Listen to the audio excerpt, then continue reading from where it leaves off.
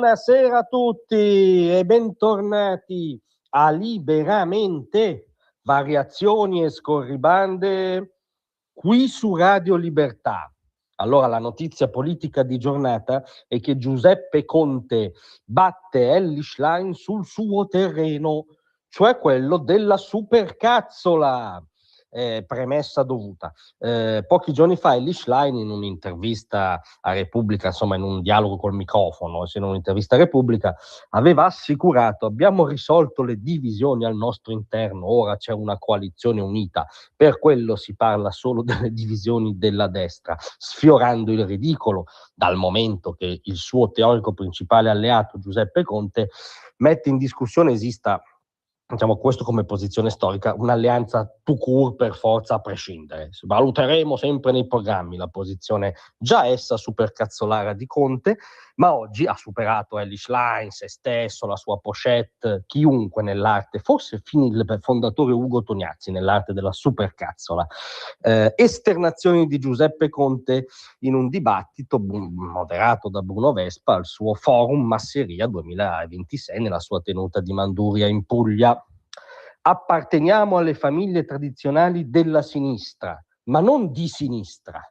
Meraviglioso questo, per cui c'è una differenza radicale, secondo lui misurabile, proprio palpabile, tra essere di sinistra con di semplice ed essere della sinistra. È un abisso proprio.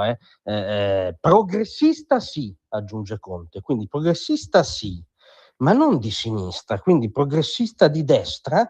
E qui dalla supercazzola evolviamo verso l'ossimoro.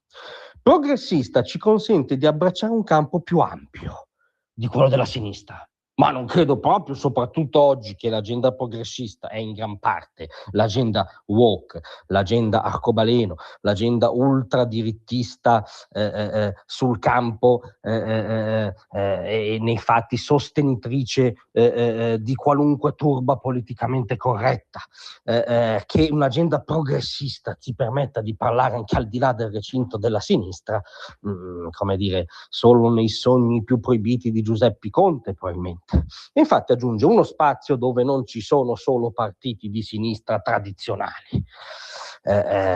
Progressisti, ha insistito, perché non possiamo dirci sinistra, siamo una forza giovane, non apparteniamo alle famiglie tradizionali della sinistra. Ma no, aveva appena detto il contrario. È meraviglioso, perché non c'è bisogno di Vespa, è Giuseppe Conte che dialoga con Conte Giuseppe, quindi non appartengono alle famiglie tradizionali della sinistra. Lo dico anche con rispetto per tutto quello che storicamente hanno fatto le forze di sinistra, che non so se è più un omaggio o uno sfottò. Marchiamo una differenza.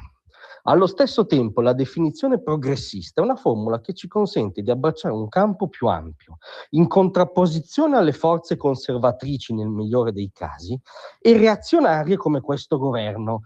Ora, lasciando perdere che questo governo tecnicamente non è reazionario, perché il reazionario è qualcuno che vuole tornare indietro, e sicuramente questo governo non vuole tornare a quello che c'era prima, cioè i governi Conte.